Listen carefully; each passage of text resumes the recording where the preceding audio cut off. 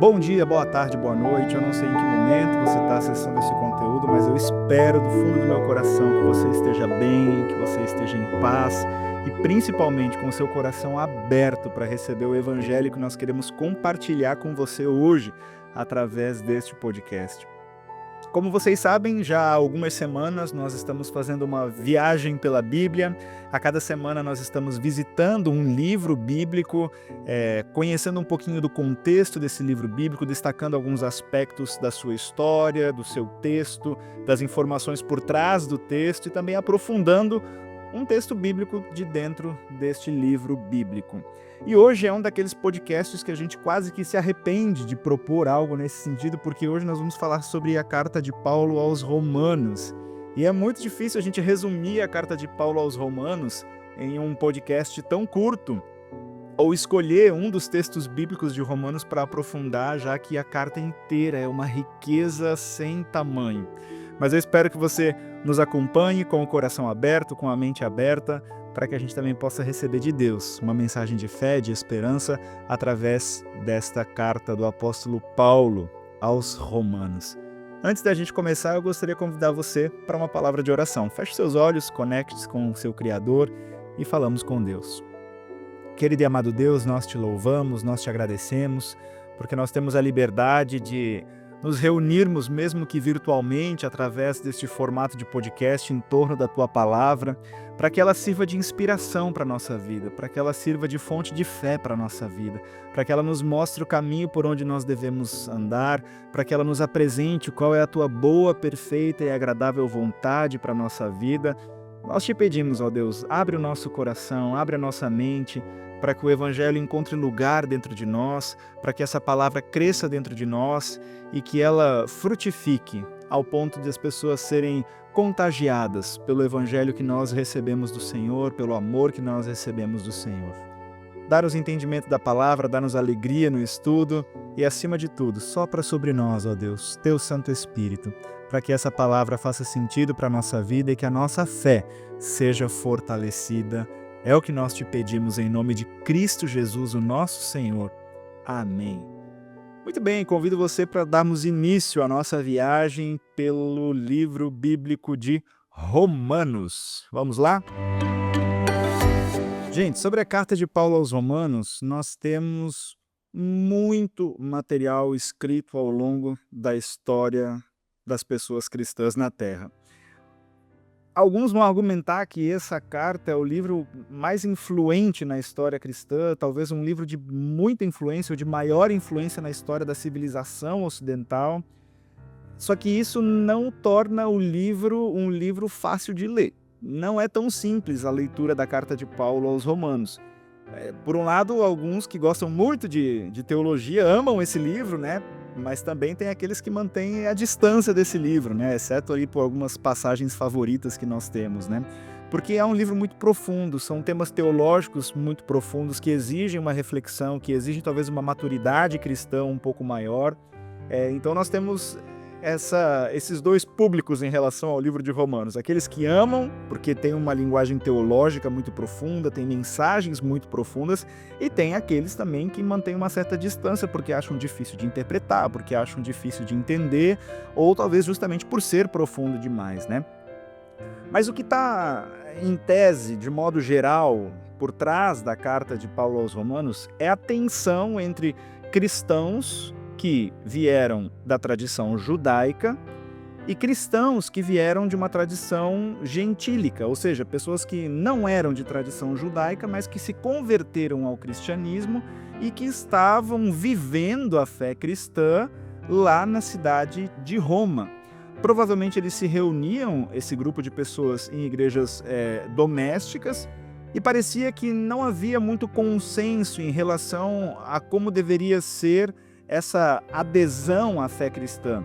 Talvez os judeus, eles pensavam que os gentios deveriam não aderir somente ao cristianismo, mas também aderir às práticas judaicas previstas na lei dos judeus. E parece que ali então tinha uma questão que precisava ser esclarecida, que precisava ser resolvida, que precisava ser orientada. Então Paulo escreve a carta aos Romanos e ali ele emprega todo o seu labor teológico, ali ele emprega toda a sua sabedoria teológica para tentar desfazer essa tensão entre gentios e entre judeus, com o único objetivo de fazer com que eles vivam para a glória de Deus Pai e do Senhor Jesus Cristo, que é como ele conclui lá no capítulo 15, os versos 5 e 6. O que conduz toda a argumentação do apóstolo Paulo ao longo desta carta aos Romanos é que Deus conceda aos judeus e aos gentios o mesmo modo de pensar, segundo Jesus Cristo, para que não haja mais divisão, para que não haja mais desavença.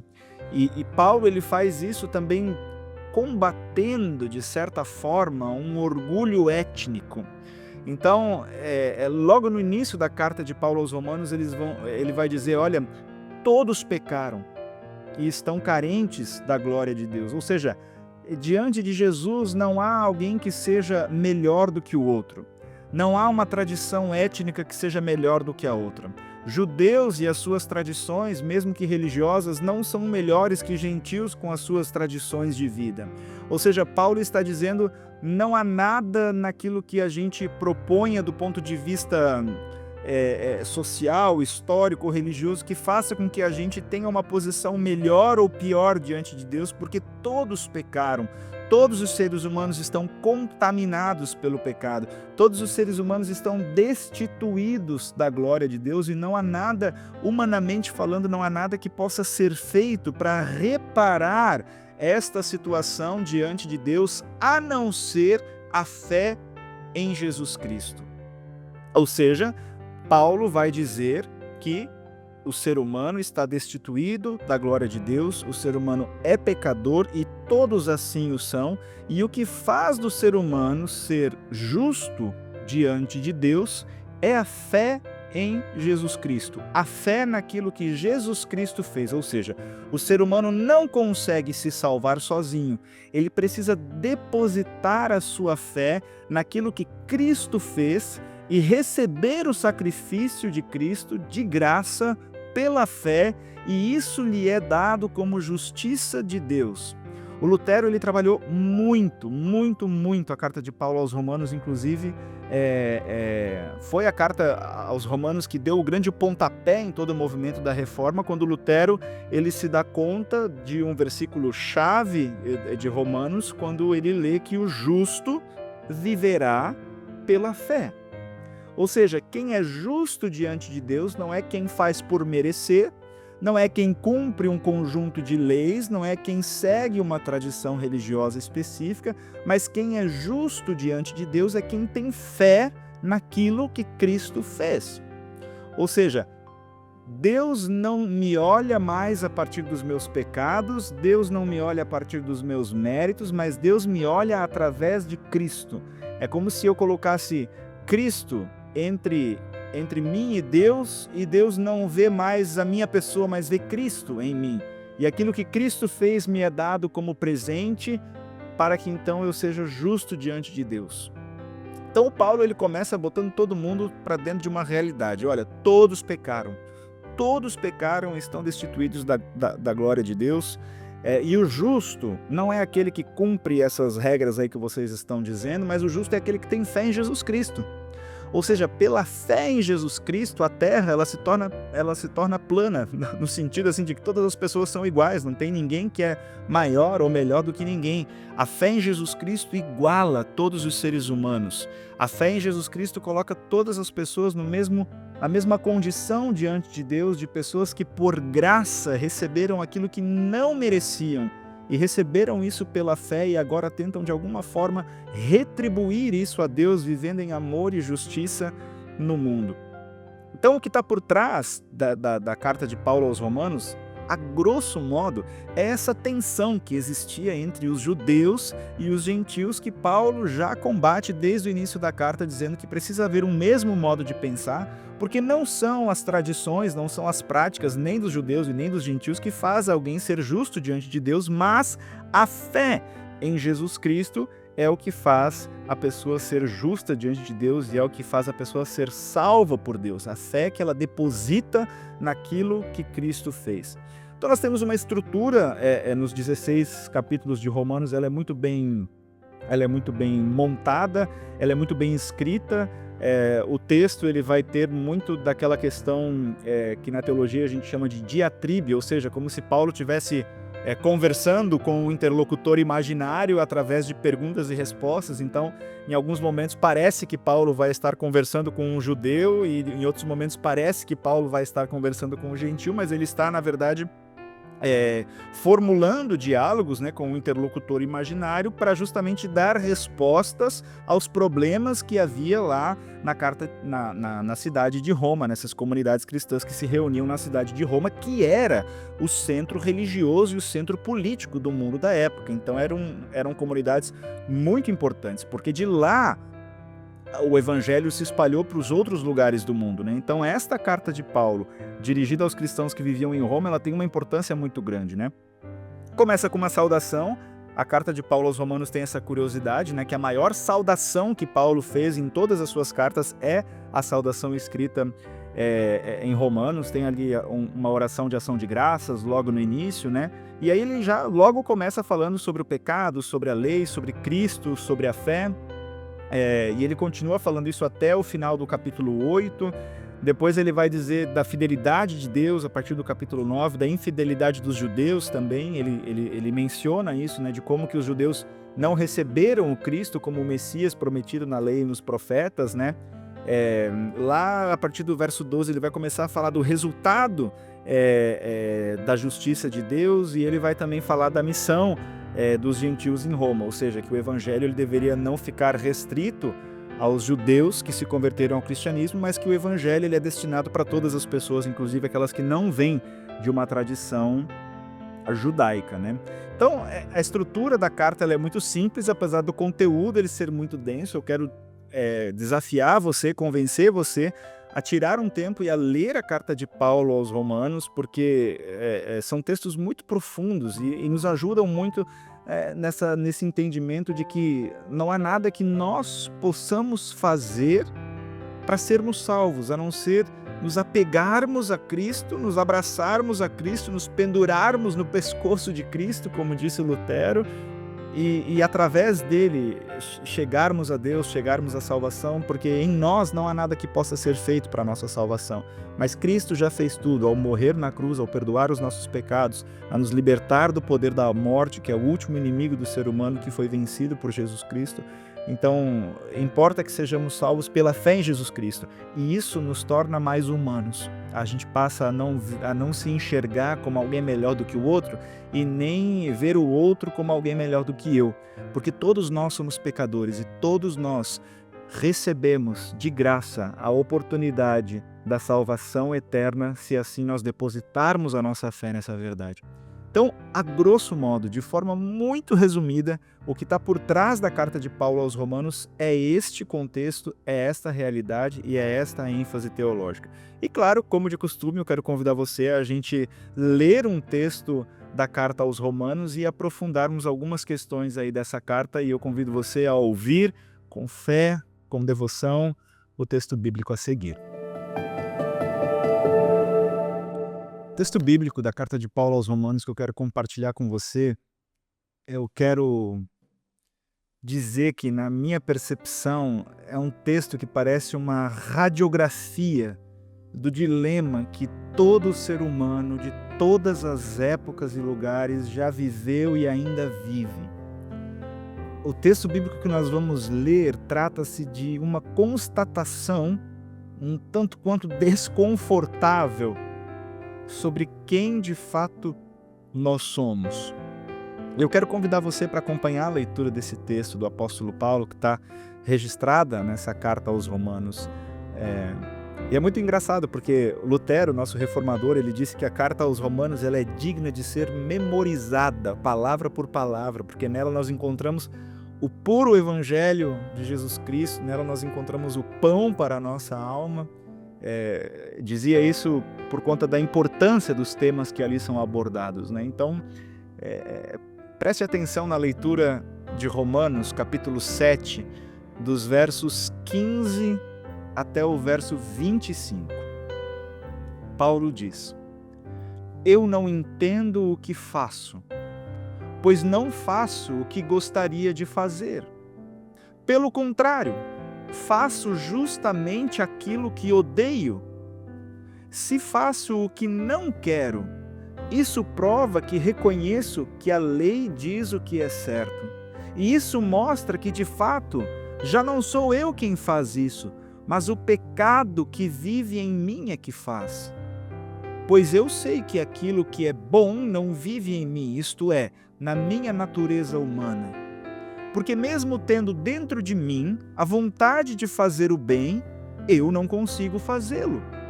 Pois não faço o bem que quero, mas justamente o mal que não quero fazer é que eu faço. Mas, se faço o que não quero, já não sou eu quem faz isso, mas o pecado que vive em mim é que faz. Assim eu sei que o que acontece comigo é isso. Quando quero fazer o que é bom, só consigo fazer o que é mal.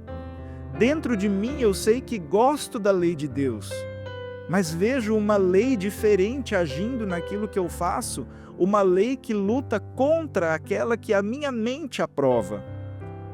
Ela me torna prisioneiro da lei do pecado que age no meu corpo.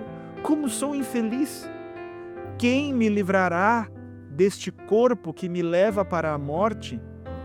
Que Deus seja louvado, pois Ele fará isso por meio do nosso Senhor Jesus Cristo. Portanto, essa é a minha situação. No meu pensamento, eu sirvo a lei de Deus, mas na prática, sirvo a lei do pecado. Que processo de auto-reconhecimento irretocável que o Evangelho proporcionou ao apóstolo Paulo. Sem medo de se expor ou sem medo de ser acusado, o Paulo ele remove as máscaras do seu rosto e ele permite com que cada cristão se enxergue na confissão que ele faz. Nesse texto que nós lemos, o apóstolo diz: eu conheço as leis de Deus. Eu sei que as leis de Deus me foram dadas para o bem, mas eu não consigo cumpri-las. Ele diz: a minha mente quer fazer o bem, mas seguidamente eu faço o que é mal. Eu quero acertar, mas quando eu me dou conta, eu já errei, diz o apóstolo Paulo. Eu quero caminhar do lado de Deus. Quando eu reparo no caminho, os meus pés já me levaram para longe de Deus. Parece haver uma luta dentro de cada um de nós, entre duas naturezas, sugere o apóstolo. Uma que quer glorificar a Deus e uma que quer seguir as próprias vontades, que geralmente são opostas às vontades de Deus. E nesse seu processo de autoconhecimento, Paulo toma consciência de que ele tem um eu que é dividido. Um eu que quer fazer o bem e que detesta aquilo que é mal, e um eu que é pervertido e faz aquilo que ele odeia e não faz aquilo que ele gostaria de fazer. E eu disse no início que esse texto bíblico é uma radiografia do que acontece dentro de cada ser humano, de todas as épocas e lugares, e você pode ter duas posturas diante dessa minha afirmação. Você pode concordar ou você pode discordar. Algumas pessoas elas vão discordar disso, e talvez você discorde, e quem discorda se usa geralmente desses argumentos do tipo: eu não sou tão ruim assim, eu cumpro os 10 mandamentos, eu não matei ninguém, não roubei nada de ninguém, eu até faço uma caridade de vez em quando. São pessoas que quando elas se olham no espelho da existência, elas estão assim relativamente muito seguras e muito confortáveis com a sua performance na vida. Mas outras pessoas, talvez você seja uma delas, vão concordar com essa afirmação de que a vida cristã é uma constante luta e um constante afogar da velha pessoa pecadora que insiste em querer continuar vivendo, e um constante pedido para que viva através de nós um novo eu que faça o bem e glorifique a Deus. Isso é nada mais do que viver o batismo, assim ensina a fé luterana, né? Lutero ele vai dizer: olha, eu achei que quando eu tinha sido batizado eu tinha afogado o velho homem pecador, mas eu descobri que o infeliz ele sabe nadar e todos os dias ele tenta viver novamente. E viver o batismo é justamente isso, querer afogar a velha pessoa pecadora para que ela não viva mais e fazer com que viva através de nós uma pessoa que glorifique a Deus. Lutero ele viveu na pele essa experiência que o apóstolo Paulo escreveu, né? E ele traduziu isso de uma forma muito libertadora, e eu quero compartilhar isso com você também nesse podcast. O Lutero, ele disse que o cristão, ele é simultaneamente justo e pecador. Lutero diz que nós não somos apenas pessoas justas, mas também não diz que nós somos apenas pessoas pecadoras, mas nós somos, ao mesmo tempo, no mesmo corpo, na mesma mente, simultaneamente justos e pecadores. Em nós convivem dois lados de uma mesma moeda, se nós podemos dizer assim, porque o pecado insiste em se revelar através de nós, mas a graça de Deus insiste em nos converter. E Lutero diz que assim será, até nós sermos completamente envolvidos na plenitude de Deus na eternidade. Faz sentido para você isso? Deixa eu aproximar um pouquinho mais da nossa realidade para ver se fica um pouco mais claro, né? Imagino que se você me acompanhou até aqui, você se entenda como uma pessoa cristã, certo? Portanto, eu imagino que dentro de você existe o desejo genuíno de se tornar alguém mais semelhante, mais parecido a Cristo, certo? Portanto, você anseia, você pede isso em oração, você pede por força para dizer não para algumas coisas que destroem a sua vida, e você se esforça, pede a Deus em oração para dizer sim para algumas coisas que promovem vida. Você se esforça, por exemplo, para não rir de piadas pejorativas que machucam as pessoas. Você decide e pede a Deus para que você consiga não falar alto com o seu cônjuge, para não ser violento com os seus filhos. Você decide e pede a Deus para ser uma pessoa mais paciente, para controlar melhor o seu temperamento, para observar com atenção as palavras que saem da sua boca e filtrar melhor aquelas palavras que você sabe que não vão fazer bem. Você procura não ser alguém preguiçoso, você quer ser alguém dedicado no seu trabalho. Numa perspectiva social, imagino que você não quer mais participar ou financiar a corrupção e nem se sentar naquelas rodas ou naquelas mesas onde os discursos de ódio são exaltados. Imagino que você peça a Deus e se esforce para não ser alguém racista, homofóbico, intolerante, maledicente. Imagino que você não queira compactuar com injustiças, com sofrimento. É ou não é verdade? Se nós somos cristãos, nós pedimos a Deus por uma mudança de vida. Nós nos esforçamos por uma mudança de vida. E nós fazemos isso justamente porque somos cristãos, porque recebemos de Deus o que é mais precioso, que é a salvação, então nós queremos viver em resposta digna a essa salvação. Afinal, como disse o apóstolo Paulo, a nossa vida ela se deleita na lei e nos mandamentos de Deus. Dentro da nossa mente há um desejo genuíno de querer fazer o bem, de querer acertar o alvo, de querer seguir a Jesus. Mas por mais que a gente tente, por mais que você tente, se esforce, peça a Deus, você consegue acertar o alvo sempre, com perfeição? Meu irmão, minha irmã, algumas coisas insistem em encontrar espaço na nossa vida, como um parasita que nós não sabemos de onde vem nem como a gente manda embora. Esse é o pecado que habita em nós. Talvez aqueles que não tinham concordado que o texto bíblico lido era uma radiografia da vida humana, talvez estejam mudando de ideia, porque afinal é uma verdade que está alicerçada em toda a Escritura. Nós somos pecadores, nós erramos o alvo. Como disse Paulo, para os judeus e para os gentios, não há um justo sequer. Todos pecaram e estão destituídos da glória de Deus. Por mais que a gente tente, por mais que a gente se esforce, por mais que a gente empregue forças, a gente erra o alvo. A gente não consegue atingir a perfeição, a gente não consegue se salvar. Mas o texto bíblico, essa confissão de Paulo, não termina com essa constatação desconcertante, mas termina com esperança e graça.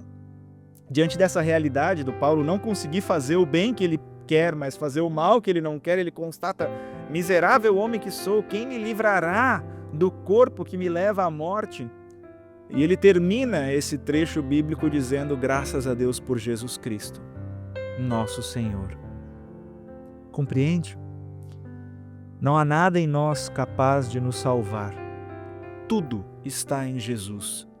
Jesus nos foi dado na cruz e por causa dele nós podemos ser diariamente, entre erros e acertos, transformados e reanimados para que permaneçamos no seu caminho, sendo um sinal do seu amor e justiça nessa terra. Graças a Deus por Jesus Cristo, nosso Senhor. Nele que nós depositamos a nossa fé, nele que confiamos a nossa salvação, a Ele que nós confessamos os nossos pecados. Na sua cruz nós buscamos forças para continuar vivendo, e por causa dele e do seu amor é que nós nos esforçamos para viver uma vida que traduza quem Deus é e o amor que Ele tem por nós. Meu irmão, minha irmã, no final do capítulo 8, Paulo vai dizer que nada pode nos separar do amor de Deus que está em Cristo Jesus, nosso Senhor, nem mesmo os nossos pecados. Portanto, lembre-se disso, somos pecadores e dependemos tão somente e exclusivamente de Jesus Cristo e nada mais para que sejamos salvos. E se nós compreendemos isso, esforcemo-nos para viver uma vida digna dessa salvação que por graça recebemos e pela fé nós acolhemos.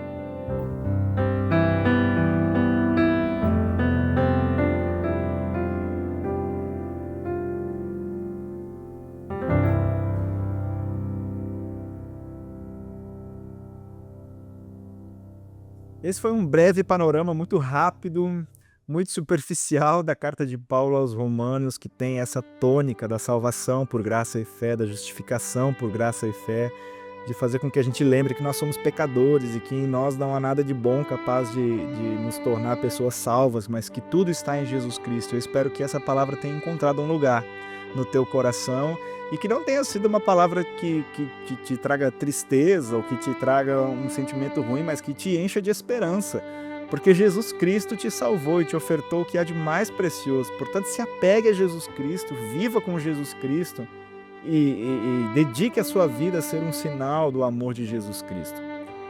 Quero convidar você para a gente encerrar com uma palavra de oração. Querido Deus, muito obrigado, porque mesmo quando éramos pecadores, perdidos na escuridão desse mundo, a Tua luz brilhou sobre nós através de Jesus Cristo, nos oferecendo gratuitamente salvação. O Senhor veio nos mostrar o caminho para que pudéssemos voltar ao Senhor, caminhar com o Senhor e sermos salvos eternamente da morte, do pecado e do diabo. Muito obrigado, Senhor, porque isso fizeste por nós de graça, e isso nós acolhemos pela fé, constrangidos por tão grande amor, mas convictos de que queremos nos esforçar para corresponder a este amor e essa salvação, mesmo que seja entre erros e acertos, mesmo que seja ainda lutando contra o pecado. Nós queremos te glorificar, nós queremos ser um sinal do teu amor nesse mundo. Que o teu Santo Espírito nos ajude nessa tarefa. Fica conosco, ó amado Deus, com a nossa família, dá-nos a força que precisamos para a caminhada, dá-nos a ousadia que precisamos para o testemunho e dá-nos a fé que precisamos para não esmorecer. É o que nós te pedimos, em nome de Cristo Jesus. Amém. Meu irmão, minha irmã, que Deus abençoe tua vida, que Deus abençoe teu dia, que Deus abençoe tua semana.